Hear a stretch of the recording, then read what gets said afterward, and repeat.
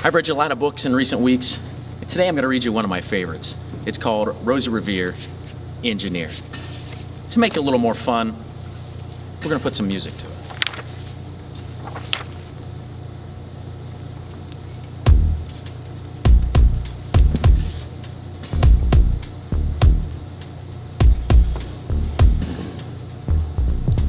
This is the story of Rosie Revere, who dreamed of becoming a great engineer.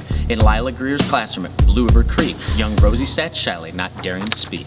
But when no one saw her, she peeked in the trash for treasure soup add to her engineer stash. And late at night, Rosie rolled up her sleeves and built in her hideaway under the eaves. Alone in her attic, the moon high above, dear Rosie made gadgets and gizmos she loved. And when she grew sleepy, she hid her machines far under the bed where they'd never be seen. When Rosie was young, she had not been so shy. She worked with her hair swooping over one eye and made fine inventions for uncles and aunts, a hot dog dispenser and helium pants. The uncle she loved most was zookeeper Fred.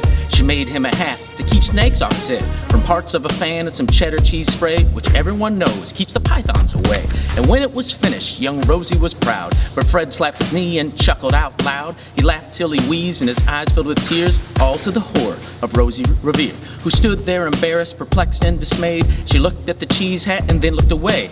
I love it, Fred hooted, oh truly I do. But Rosie Revere knew that could not be true. She stuck the cheese hat on the back of her shelf, and after that day kept her dreams to herself. And that's how it went until one autumn day, her oldest relation showed up for a stay. Her great-great-aunt Rose was a true dynamo who'd worked building airplanes a long time ago. She told Rosie tales of the things she had done and goals she had checked off her list one by one. She gave a sad smile as she looked to the sky. The only thrill left on my list is to fly, but time never lingers. As long as it seems, I'll chalk that one up to an old lady's dreams. That night as Rosie lay wide-eyed in bed, a daring idea crept into her head. Could she build a gizmo to help her aunt fly? She looked at the cheese hat and said, no, not I.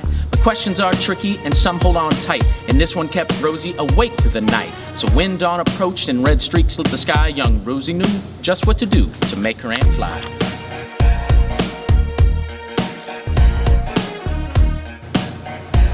She worked and she worked till the day was half gone, then hauled her cheese-copter out onto the lawn to give her invention a test just to see the ridiculous flop it might turn out to be.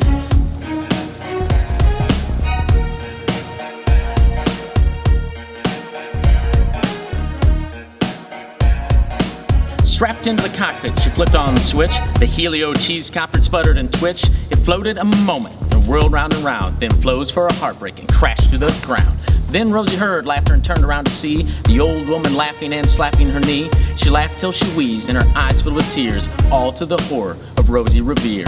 We thought, oh no, never, never, not again will I try to build something to sputter or spin, or build with a lever, a switch or gear, and never will I be a great engineer.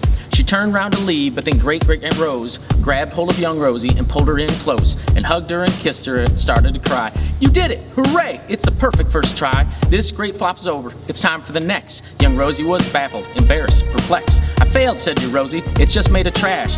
Didn't you see it? The cheese-copter crashed. Yes, said her great aunt, it crashed, that is true. But first it did just what it needed to do. Before it crashed Rosie, before that it flew.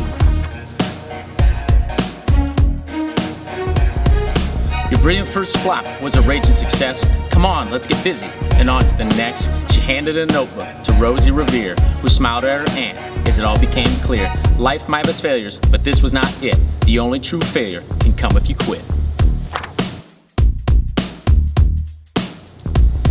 They worked till the sun sneaked away to its bed, and Rose tied her headscarf around Rosie's head and sent her to sleep with a smile ear to ear, to dream the bold dream of being an engineer.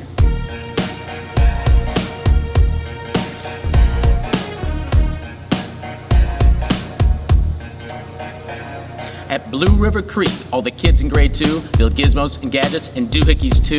With each perfect failure, they all stand a cheer, but none quite as proudly as Rosie Revere.